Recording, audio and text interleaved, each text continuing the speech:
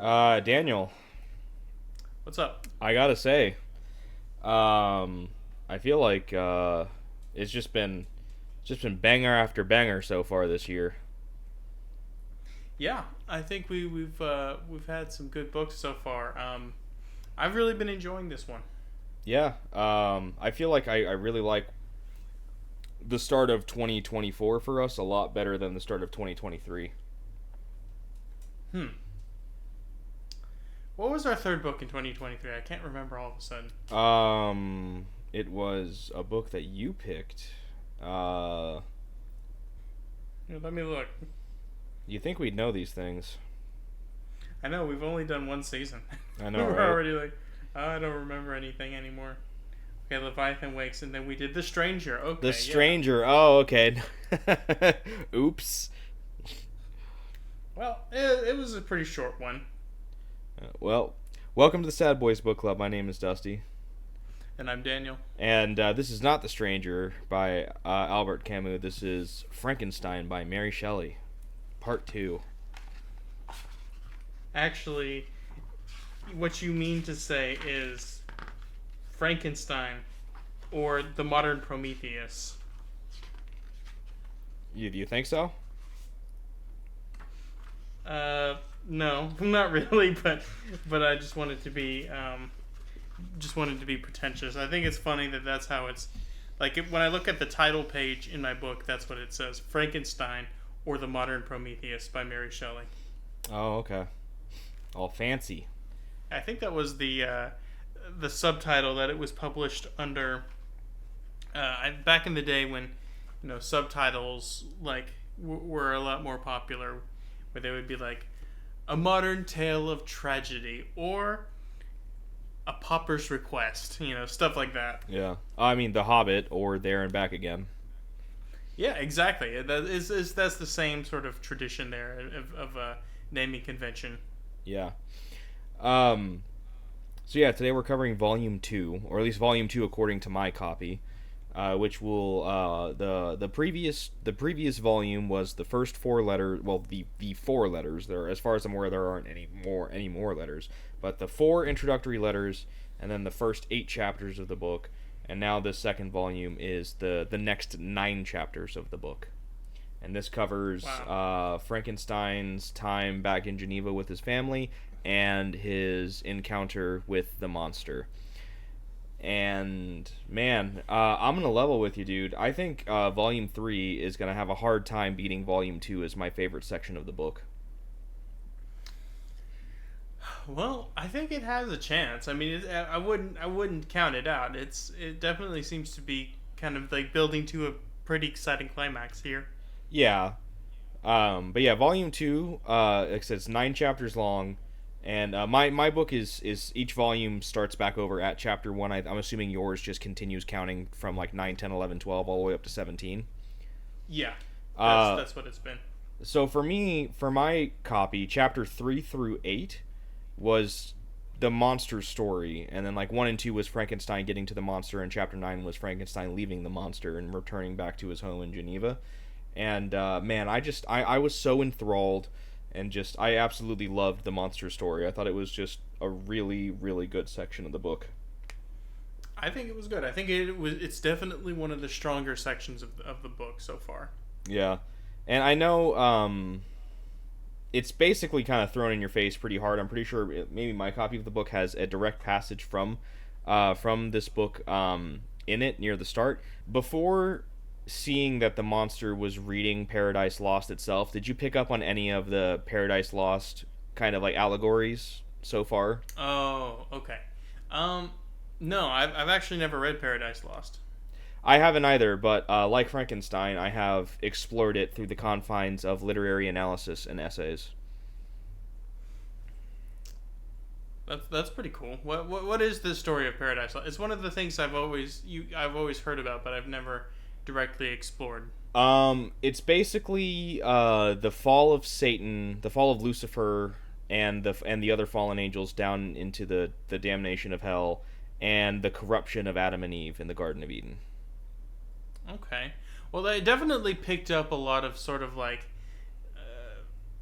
things about Adam and Eve this being a sort of a corruption, so to say, of the tale of Adam and Eve, perhaps uh, because it is meant to depict man's attempt to create life as inherently being more flawed, as opposed to the creation of life by the divine or some such thing. That anyway, that's what I was kind of picking up there. Yeah, but I really enjoyed the bit, and this was where my Paradise Lost radar was going like crazy.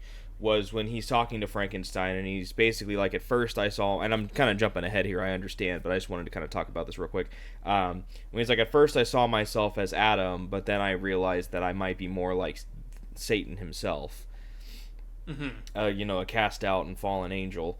And I really feel like what the monster's trying to do here is, I think he's trying to turn himself back into Adam, and if you'll permit the allegory to continue. Well, yeah, I think that's definitely fair to say. I think, although in a sense I don't, maybe perhaps because I lacked the knowledge of Paradise Lost, I did kind of like my description before. That's kind of the sort of the Adam, the lens of Adam is kind of how I was reading that the whole time. Yeah, but yeah, this very very good section. I feel like if I wanted to broad stroke it, I could basically summarize this entire volume as, Victor is still feeling extremely guilty about what happened with his brother William and Justine and their deaths, and he's like, basically, while the monster's hands committed the deeds, while not directly, I am indirectly responsible for their deaths, and he's still feeling guilty about it. And he basically sends himself to go up to the mountain to Mont Blanc, and I don't know if this is some sort of like, kind of spiritual kind of thing, to, or not, maybe not spiritual, but this where he's just feeling like he's having to challenge himself or something, or if this is him directly hunting after the monster. I this might be a little bit of a silliness of my part. I'm not understanding, because I know he knew that the monster started climbing up the mountain. So I feel like at least partially this is him hoping to confront him, but I know this is also partly him trying to put himself in a bit of solitude.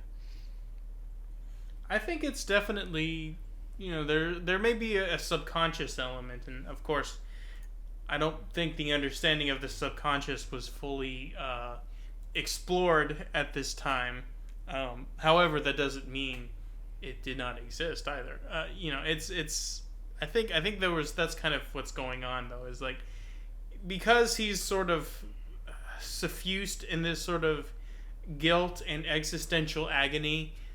He's kind of seeking the sort of the relief of wilderness, and because that's a thing that he talks about like 900 times. He's like, and lo, the wilderness restoreth my soul and heal mine eyes and my aching heart. That kind of, he says stuff like that all the time. Which, and I'm not making fun of that. It just goes to show that he's really, very driven in this desire to go to the wilderness to sort of have some sort of retreat from the world. Yeah. But also, like, as you're saying, he does have this knowledge that the monster is. So maybe, like I said, I don't think the idea of the subconscious was fully formed at this time, but I think it's still fair to say that he was, in some sense, hoping to find the monster. Because if he finds the monster, he can find absolution in a variety of ways. One, he kills the monster, great. Then he can kind of like, sort of alleviate his guilt, and at least in his mind. Or two, the monster kills him, at which point it is no longer his problem, and thus alleviating the guilt. So I think there is a sort of, if we could read it through a sort of psychoanalytic lens, there is some sort of like desire to either act on the death drive or to alleviate his guilt in some way. Yeah. Yeah, I definitely feel like, at least subconsciously, he's being pulled to the mountain after the monster. And he eventually does stumble upon the monster, who is coming to him. After, once again, he calls out to the ether just like he did, William, this is your dirge, and then the monster comes and moves past him and starts climbing the mountain, and now once again he calls out to the wilds, and then the monster approaches him, basically just dead sprints at him, which I feel like in any other situation would be absolutely terrifying, but given his state of mind, he's just like, oh, this motherfucker, yeah, let's go! And he just, like, squares up against the monster, and he's like, oh, yeah, come on, man, I'm gonna kill you, and we're gonna throw hands, and this is how it's gonna go, and the monster's just like, nah, bro, I'm here to talk. And Frankenstein's like, man, we passed the point of diplomacy. So, yeah, they have their confrontation, and Frankenstein is, he's all about the revenge, and the monster's just like, listen, man, you created me, you put me in the situation, you owe me the courtesy of listening to what I have to say, and if you hear what I have to say and you still want to throw hands, then fine, whatever, but I'm gonna absolutely murder you because you built me to be stronger than any human ever. So, like, your choice, bro, but, like, otherwise, just come listen to me. And he eventually convinces Frankenstein to come and listen to his tale. And then the next, like, 6 chapters, and once again, we'll go more into this in a second, but I'm just kind of gonna give a little broad stroke here. The next 6 chapters are the monster story over these last 2 years, and then the last chapter is Frankenstein returning back to Geneva, having having heard the monster story, heard the proposition he asks for Frankenstein. He returns back to his home, and we leave the volume with him basically planning his next steps. So, like I suggested, the meat of this section is the monster's tale, and I feel like we can go through this pretty quickly because most of it is him just basically being like, I observed, and I learned, and I lived, and I experienced, and it's really, really good writing, and it's a great look into the idea of this creature that is born with no experiences, no memories, no knowledge, nothing, and having to experience, like, the harsh realities of life and have no one there to help him because of how grotesque he is. So it's kind of like a baby in a certain sense being sort of forced to live on its own. At least that's the sense that I got. Is he was like a almost like a maybe having like slightly more like instinct than a human baby, but like that was very much the lens in which I read this portion of the book. Is that he was a true like a baby that had been abandoned in a forest, essentially. Yeah. And yeah, so most of it is just him experiencing, learning, and coming to terms with rebelling against and trying to hand wave the issues that Frankenstein has created for him by making him a grotesque monster. And most of this is spent in a and I'll jump back here in a second, but just most of this is spent in a little, as he calls it, a little hovel that is connected to this cabin where he watches a family. It's a father, a daughter, and a son live their quaint little life in this little cabin. But before that, he's basically it's winter at this point in time when he was born, so to say, and he's having to hoof it through the harsh wilds of the winter season, surviving on like berries, nuts, and roots. There's a time where he discovers fire, and I really liked this section where basically there was someone that had been there not too long prior, and like the dying embers of their fire were still there.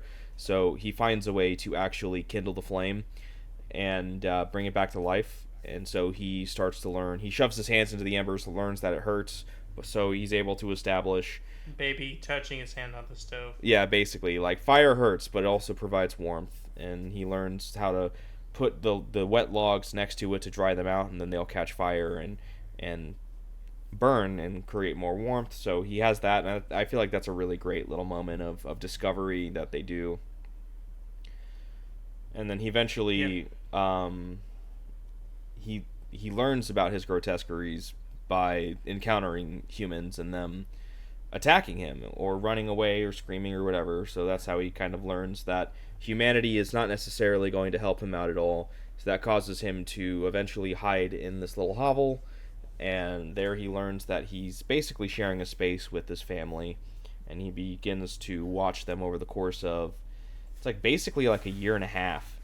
Well, again, not to beat a dead horse here, but then that's really that analogy. That's how babies are. They just kind of are around, and they just observe, and they learn language.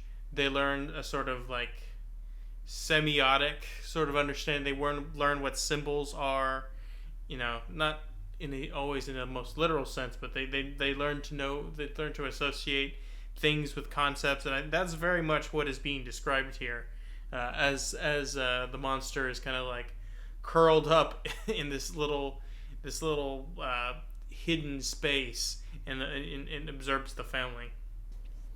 But that's kind of most of it. We learn a lot about this family, and I don't know how deeply you want to go into it, because I feel like in the grand scheme of things, the story of this family becomes, in terms of our purposes, like somewhat pointless, because it doesn't end well for the monster, and he's eventually forced to move on. So once again, I don't know how deeply you want to go into the details of the DeLacy family. It's a really great story, and it's really interesting and entertaining to read through and experience alongside the monster. But for our purposes, like I said, I'm not sure how deeply you want to go into it. I'd say the most important bits are he learns. It's through that constant observation is how he starts to learn a little bit of language. It's simple words at first, repetition of words. He starts to kind of learn their names. It's Felix is the son. I forgot what was the daughter's name. Agatha. That's yeah, Agatha. Yeah. So yeah, he learns the names of the cottagers, as he calls them. The daughter Agatha, the son Felix. I don't remember if we ever actually learned the father's name, other than it just being DeLacy is their family name. I think they just refer to him as the old man. Yeah, and he's blind, so that's somewhat important. And through the observations, he starts to learn, like I said, their language, and he starts to kind of grow an attachment to them. He considers them friends, even though they have no idea he exists. He notices the struggles and the hardships they have, so he begins to do some of the more laborious chores for them at night while they're sleeping, like cutting logs and clearing out the snow from the road, so that Felix will have an easier time, since he does much of the manual labor, and they consider it as, like, a good spirit helping them out.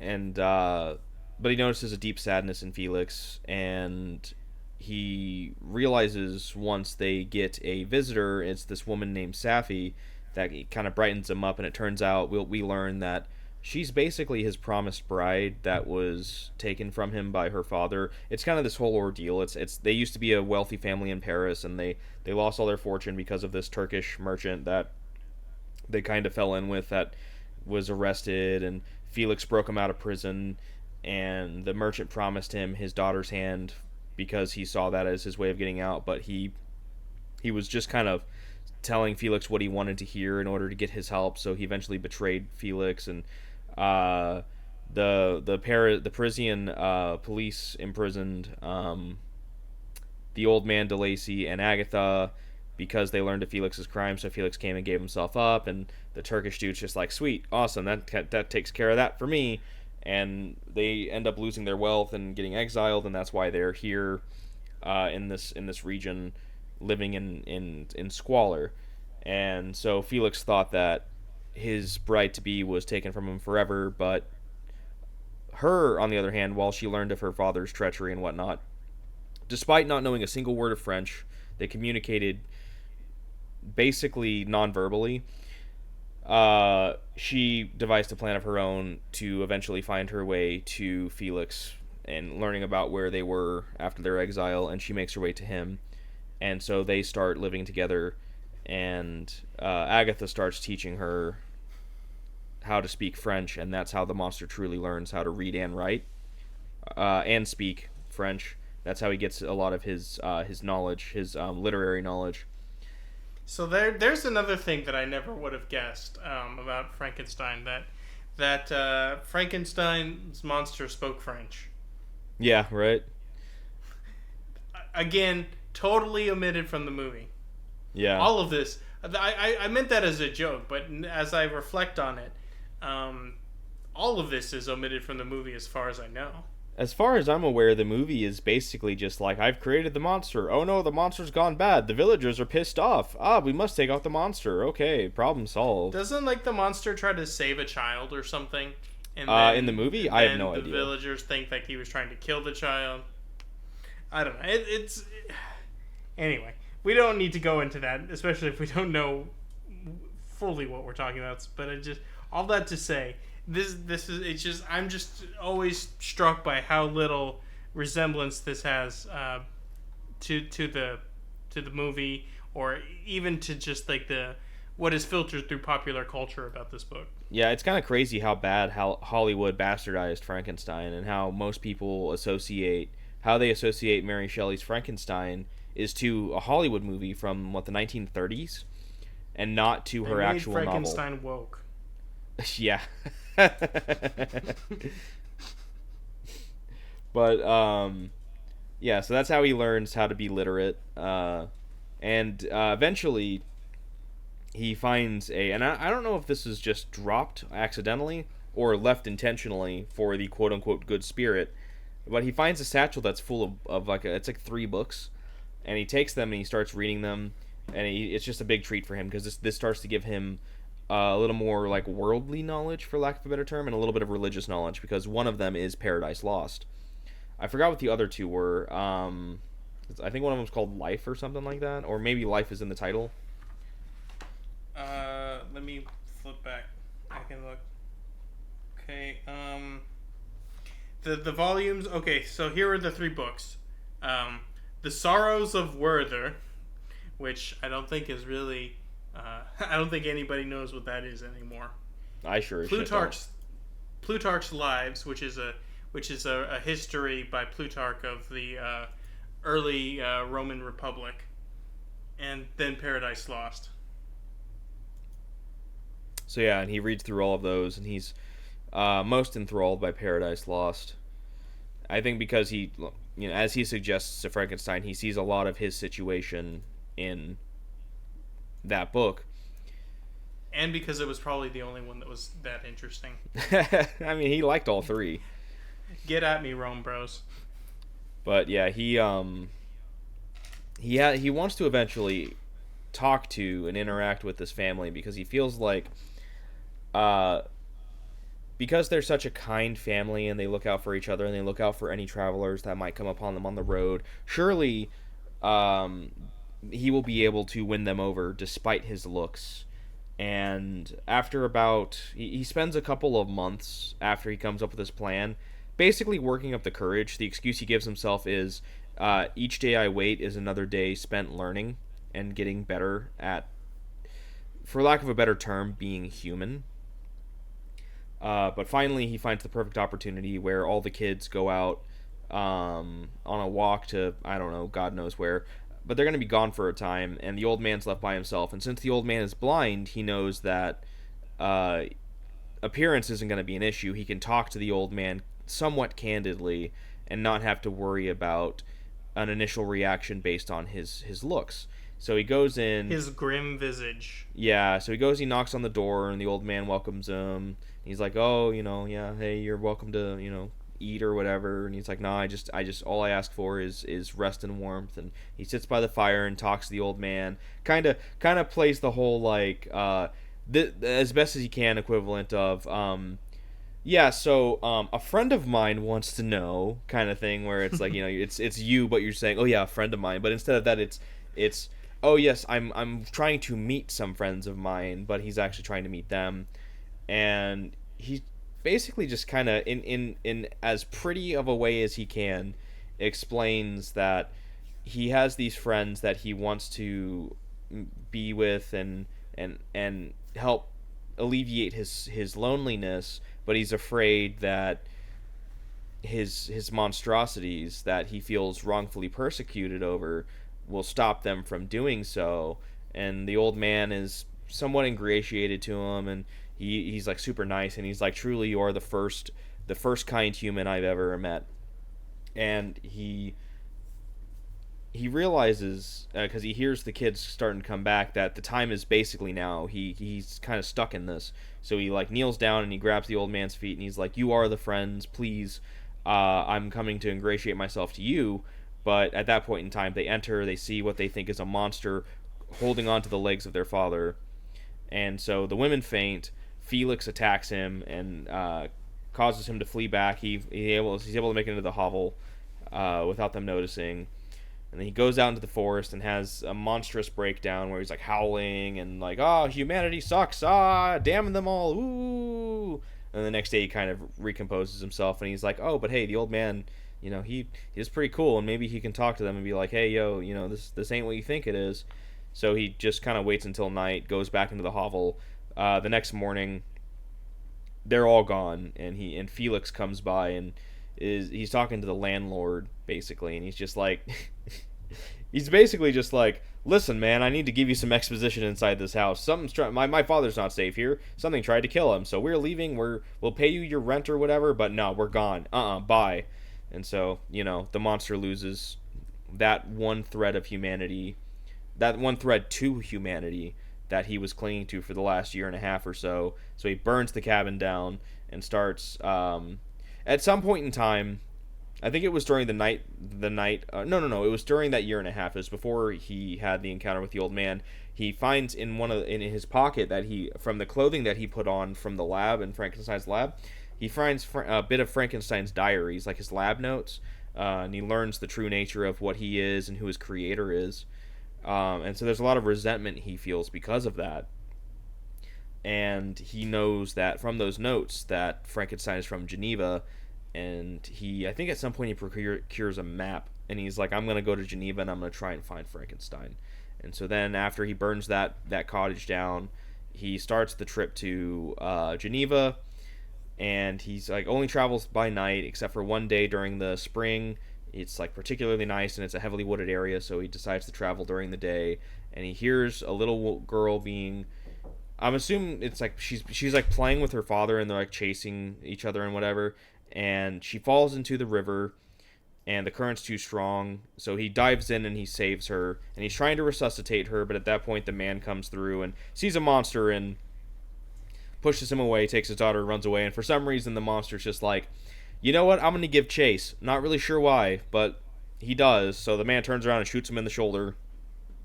And so there's another situation of Frankenstein's monster being...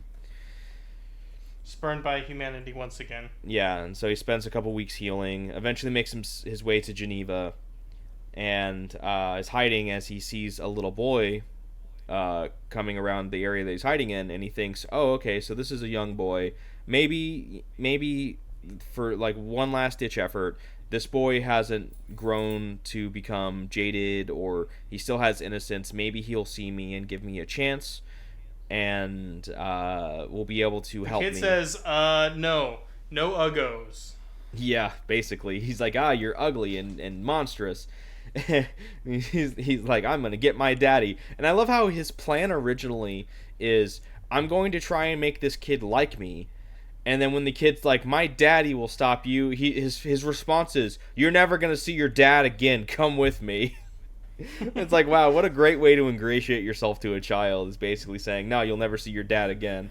It's like, I don't know what you were thinking with that one, bud, but needless to say, it didn't work. And the kid's like, my father is M. Frankenstein. He'll set you straight. And he's like, "Oh, you are my enemy," and kills him. He just chokes him out right there. He's like, "Oh no, you're Frankenstein, you're my enemy," and then kills the kid, and he's just like, "Ooh, shiny," and he sees the necklace. He's like momentarily transfixed upon the beauty of their past mother in the locket, and he's like, "Oh wow, ooh, nice, yay, woo." Then he just leaves the body behind and walks away. It's tough to say, because I mean, I understand the limitations Mary Shelley was working with here. But it does feel pretty... I mean, I guess you could say it makes sense, but it just from the standpoint of having seen a lot of people, not just necessarily in my personal life, but like by society writ large, who have been, badly mistreated for a long period of time. It does kind of feel rushed, I guess, how he jumps from like, oh, I desire to commune with humanity, to like child murder. But at the same time, I understand that she kind of had like a limited amount of scope of time to do everything. I almost feel like there's almost two books in here. There's like, you could, like, the travails of the monster could be their own book.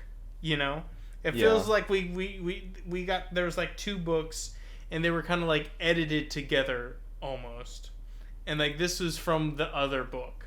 To be fair to your point about how quickly he goes to child murder, he doesn't get to that point until he hears that the kid is a Frankenstein, and it's that knee jerk reaction to know that this kid is the family of his creator, who has basically damned him to this life of solitude and misery. That's what causes him to kill the child. So it's not like he's just suddenly like, child, die. It's because it's a Frankenstein child. I guess that's fair enough. He It's just kind of just sees red in the moment and just acts instinctually. and perhaps, I don't know. You're probably right there. It's just and I guess you could say also that, to go back to our what we were saying earlier about how he's essentially a child.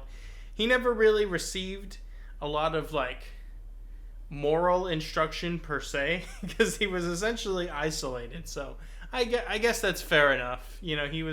He's like, not only was he like at this point maybe two, and there's a lot of 2-year-olds with that have real attitude. So maybe I'll wind it back, especially because he's basically been living in the woods on his own essentially, and has had no socialization with other humans. So he's basically semi-feral. So I don't know. Maybe jumping to child murder is a little bit more, especially given the context of the Frankenstein reveal, maybe a little bit more understandable now.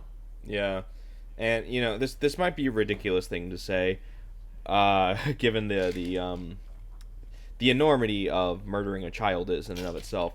But like, I kind of struggle to wonder which act of his is truly worse here, the murder of William or the damning of Justine, because he goes and hides in a barn and he sees Justine sleeping there and he's looking at her and he's like, she's not as pretty as the woman in the locket, but I bet that she makes a lot of people happy, and she's super kind and does a lot of good in the world. So I'm gonna put this locket in her pocket so she's blamed for the murder of William. And it's like, murdering William is horrific. It's monstrous. It's a detestable thing that has 0 ounce of justification to it. He's a child. There's no excuse to ever murder a child for any reason whatsoever.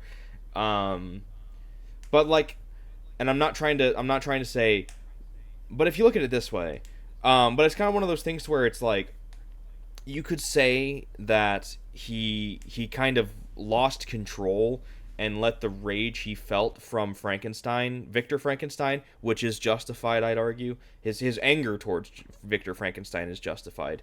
I wouldn't say he'd be justified in murdering him, but his anger towards him is definitely justified. And him having that anger take control and him kill William in response to that, it's not good. But at least it's something that you can kind of just look at and be like, well, he lost control, and he may not have intentionally killed the boy, but he killed the boy as a result of his rage. So it's still really bad, it's detestable, it's unacceptable, it's unforgivable. But it was not strictly directly intentional.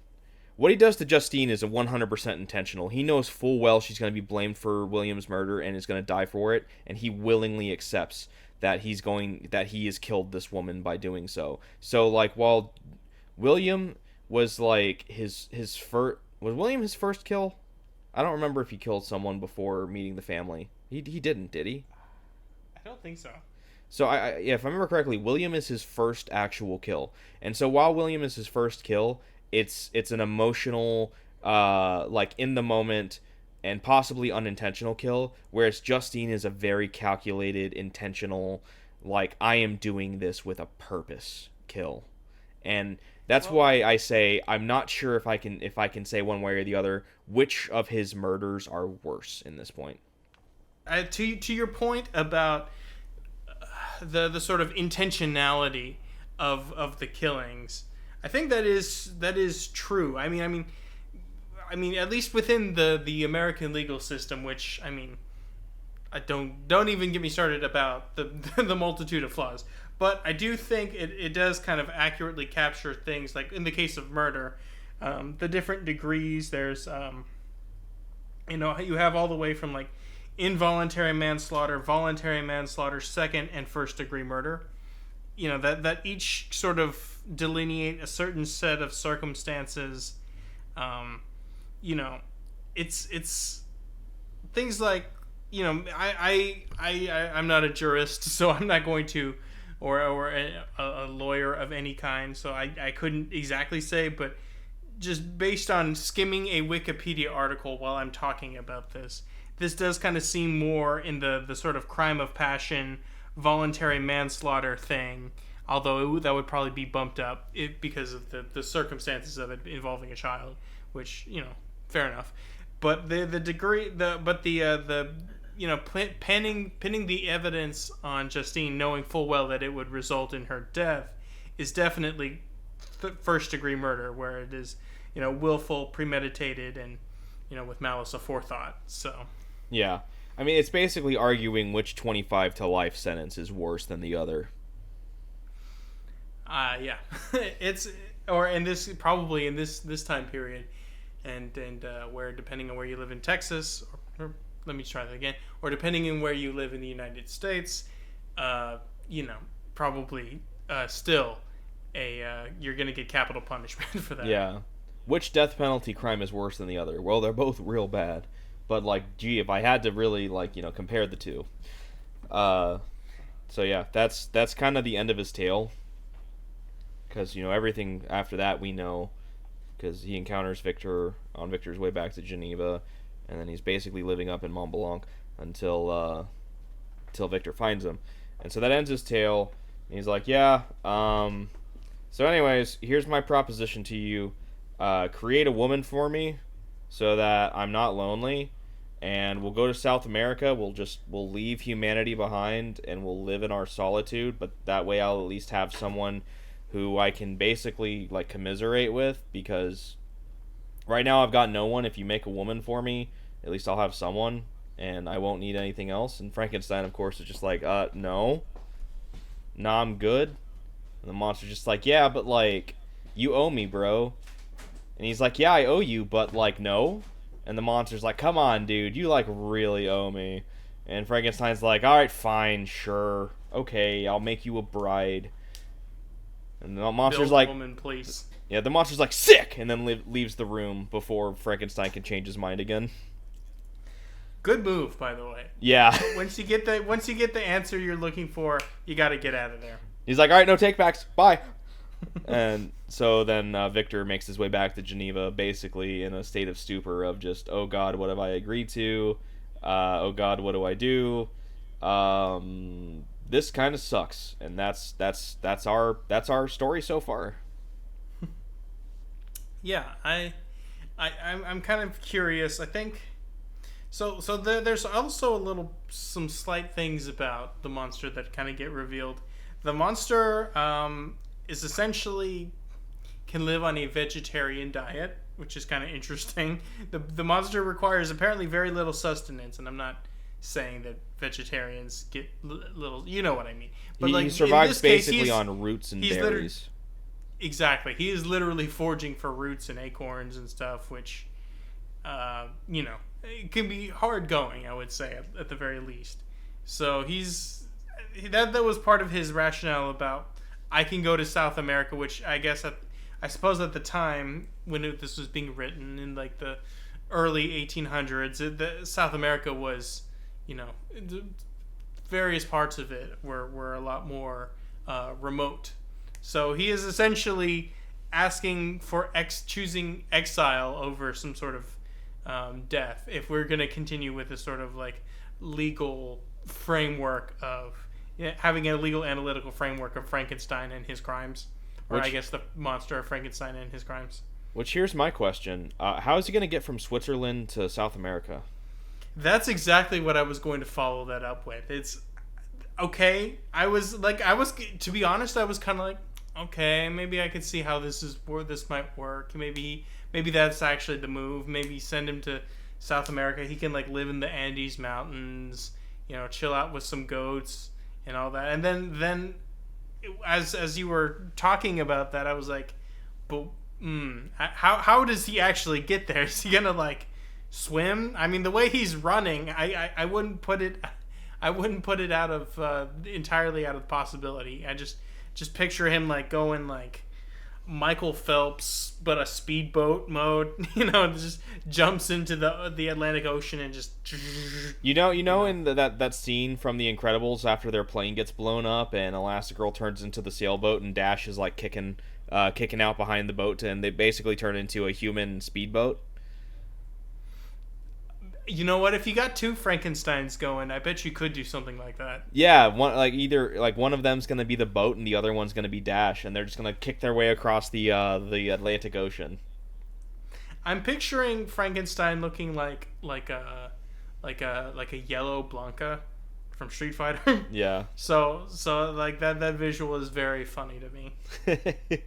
But I mean, you know, somehow he made it to the Northwest Passage at the start of the book with the letters. So basically he went the wrong way. Yeah, really. But point being is he found a way to travel that far. It's not quite close to the amount of distance probably to South America from Switzerland, but I mean, it's point being is he has a means to travel there. So I'm sure he would have found a means to make it to South America. I just don't know how. Yeah, I guess we will never know. Nope. But it is kind of interesting. I don't know. I think that Shelley did a really great job, broadly speaking, with the character of the monster. He's very interesting, in a way that you. I don't know. I really did feel for him in a lot of ways. I mean, obviously not hand waving his crimes, but like, especially before that, it's like, you know, you just think about this poor helpless creature, you know, and you're like, you know, truly this thing has been in this world and has like no guidance, no friendship, no, you know, nothing, no one to help, and it's just like a well and truly abandoned creature. So it's just, I don't know.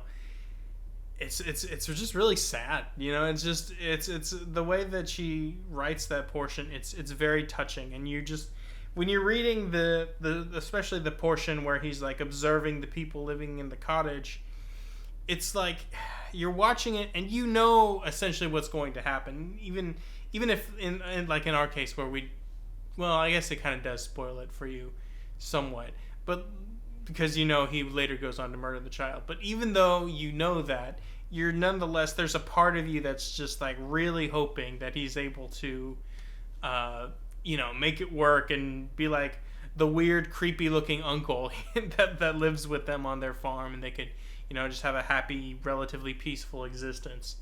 And so it just when it all falls apart, you're just like, man, you know, there's a real sense of loss there. Well, that's a pretty common emotion. I feel like a lot of people have, and especially when you're rewatching a movie or something, and you know how the movie's gonna end, and you're just like, yeah, but like, come on, dude, don't make that decision. Like, come on, like maybe this time when I'm watching it, this character will make the right decision, and the ending will change for the better. You know? Mm-hmm. Come on, yeah, Leo, just like go up against the wall of the elevator when the door opens, dude. Just like as the elevator door opens, just get to the side. Just hop to the side, man. Shout out to The Departed. Yeah. Probably the most devastating scene in any Scorsese film, if I'm being honest. Hmm. Now, if this was Sad Boys Movie Club, I would have some interesting ideas about that. That I've think, seen. Okay. Well, either way, I think there's but you're exactly right. Is it was just a real gut punch, and she writes it very well. I think he could have made it work if he had more time. Like the thing is, he probably actually was right. Maybe he was like, can be read as he's like putting it off. But like, I think he was actually kind of on the right track about needing to learn by observing humans. I think honestly, if he waited a little bit longer, and then and then approached the blind father when he had more time, I honestly think he probably could have made it work. Yeah, I think so as well. If he would have been able to talk to the old man, and then let the old man talk to his family and prepare him, and he even says as such, like one of the things when he's going back to try and get back to his hovel and see what happened afterwards, was he's thinking to himself like, oh, it might be better if they're expecting me next time. Yeah. Yeah, but if you're Felix, you walk in and you see your dad getting the most insane head of all. Getting the most. Getting. Yeah, but if you're Felix and you walk in. Daniel, you nailed it the first time. Just take the W, dude.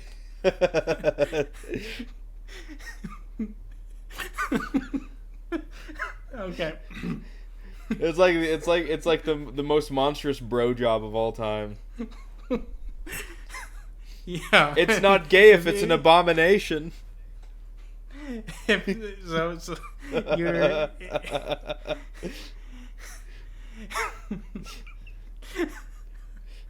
Okay.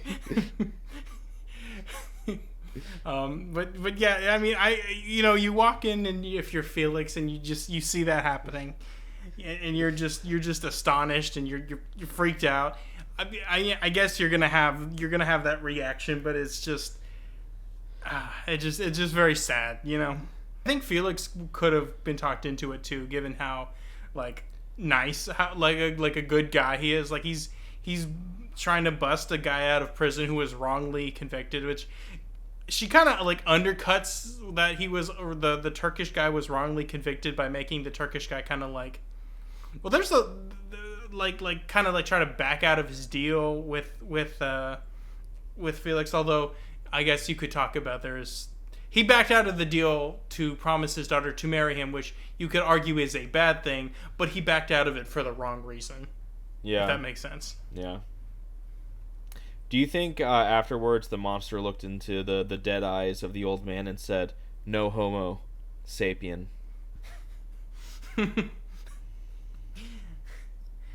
That's really that's a tough one. Oh man, I'm sorry you started this one. I did. I contend that was a good joke though. I forgot where we were at. Just I guess talking about that still. Well, I got a question for you, Daniel. What's up? Well, I guess it's a two-part question, really. Okay. Do you believe what the monster says about him going to South America and forsaking humanity and living in peace? I think that is his intention. I think if he were to go to South America, he would probably notice that there are, in fact, people that live there. Not just settlers, but like indigenous people that do live in South America. But I do believe that is his intent, yes. Okay, and the second part to this question, do you agree with Frankenstein agreeing to create a bride for him?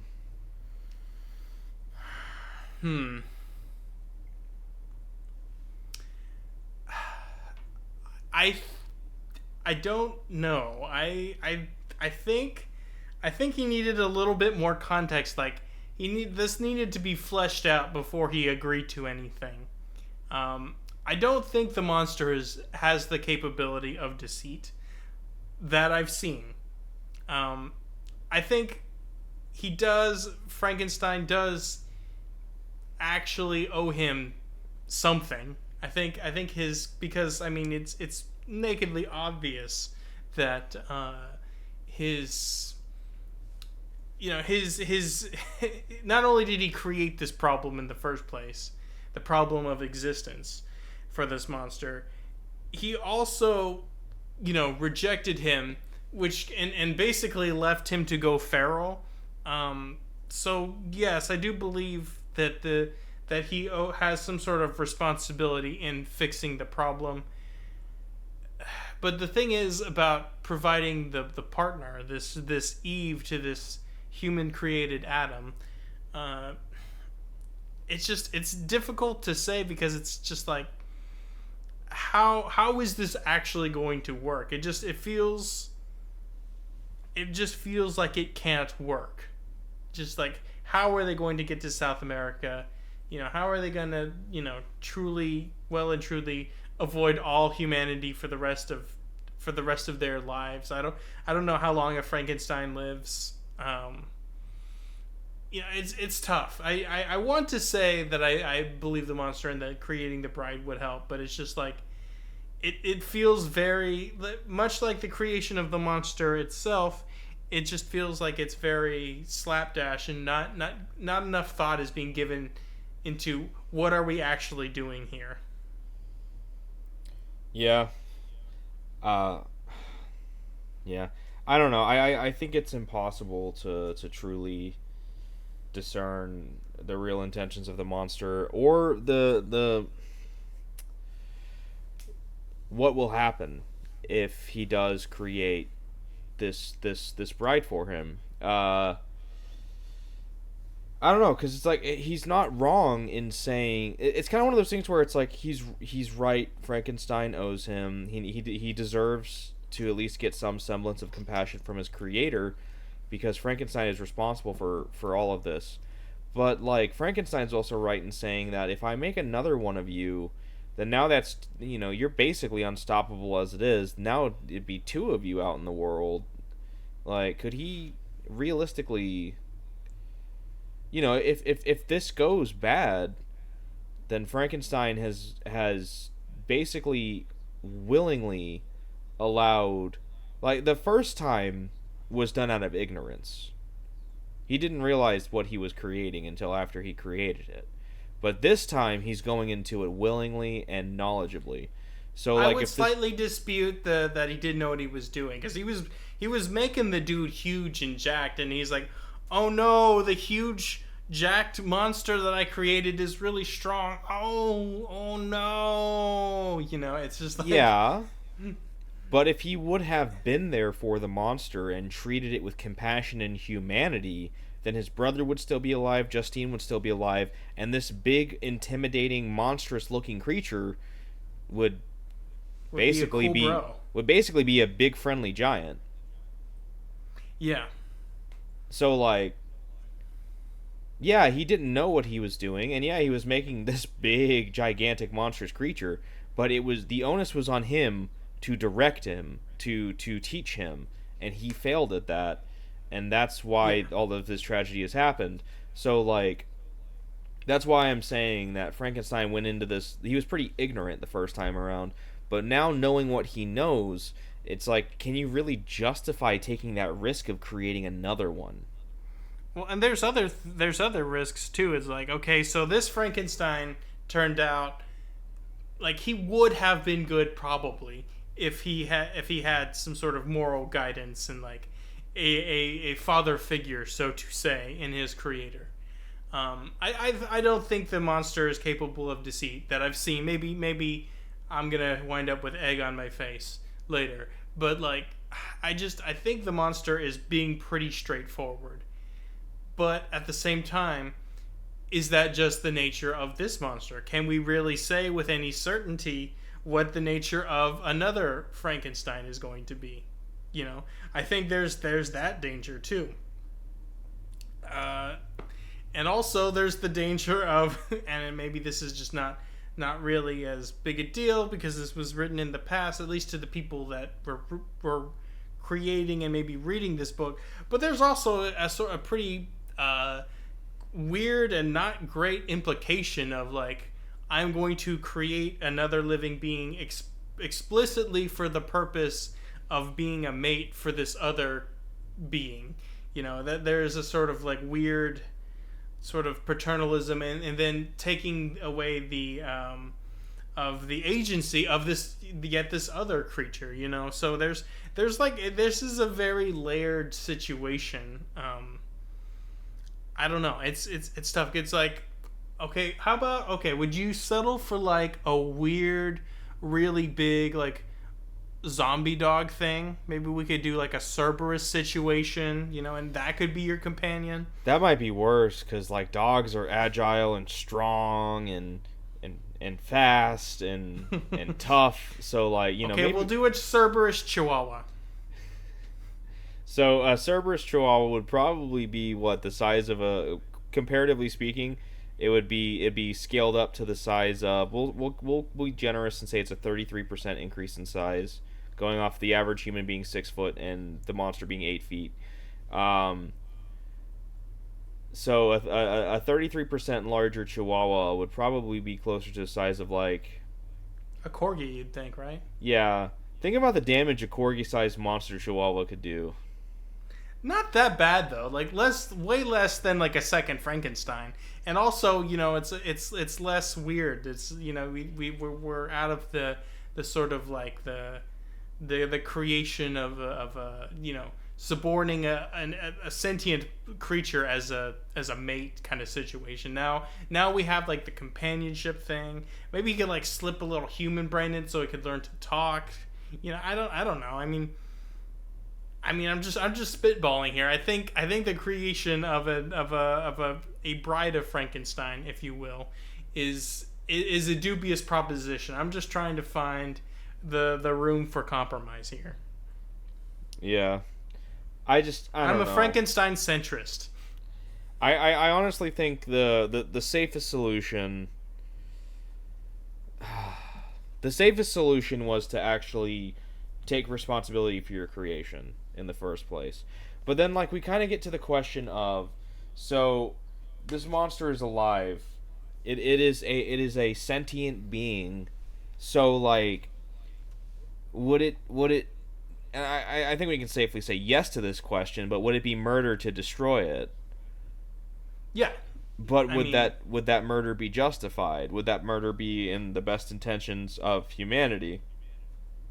So I don't know. He kind of created this major moral and ethical dilemma by creating this thing in the first place, and now it's kind of tough to really say like what the best course of action is, because I don't think the bride is the best course of action. I think that's a terrible idea. I think that puts the world at risk once again.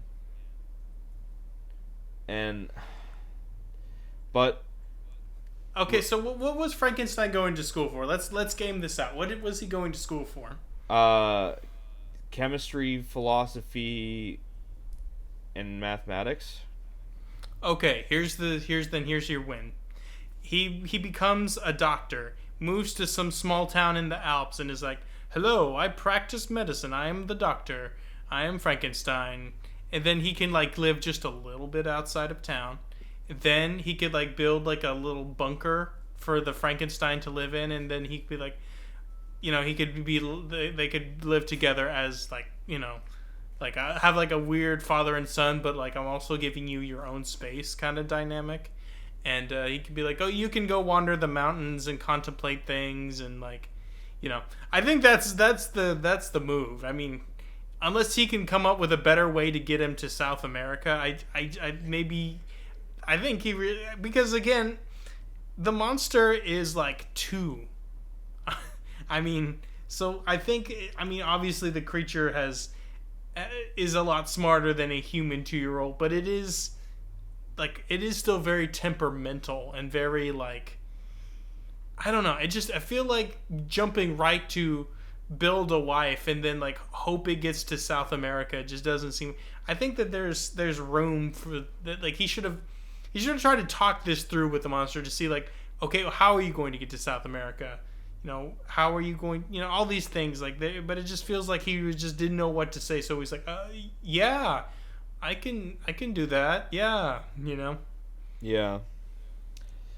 Yeah. I just don't know what the play is. I don't know what the best course of action is, because I feel like he's eliminated the best course of action, and now what's left is the rest course of action. Yeah. So it's very much is whatever choice he makes, he's making the wrong choice. I think is where we're at. Yeah, there's not really any more winning left. At least based on when he's going, the path he's going down. I still contend that he could probably make it work as like being like a local village doctor guy, and he's like, okay, just tell the monster to be like, okay, just chill out. You will just sleep during the day, and then at night you can just hop out of the cellar and go comb through the mountains and do your thing. Yeah. So, I guess we'll see what happens in the final volume, but unless you got something else, I think we've covered this pretty well. Yeah, I think that's about it. Another episode of the Sad Boys Book Club. Thank you everybody for listening. If you would like, you can give us a good rating on Spotify. I just saw that we have people who have rated the show on Spotify, which is very exciting. Really? Yeah, we have a 5-star rating at the time of recording. Oh, well, we're definitely not a 5-star podcast, that's for sure. Well, I am a 5-star co-host and named Daniel, and you are my 5-star co-host, Dusty. And this has been another episode of the Sad Boys Book Club, and we will see you all later. Yep, take care.